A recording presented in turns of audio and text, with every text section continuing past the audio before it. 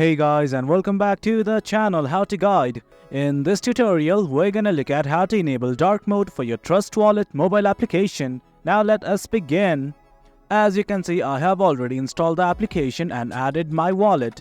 And right now all I want to do is enable the dark mode. Well, it's quite easy. To enable dark mode, at the very first, click on the settings button right here at the top left. Click on it right now. Once you do, these things will open up. From here, directly you can see something called as dark mode. Do note that there are lots of other options, but right now all we're gonna focus on is dark mode. Simply toggle on the button right here. And guys, that is it. As you can see, we have successfully enabled dark mode. Do note that in case you want to remove the dark mode, simply toggle off this button once again.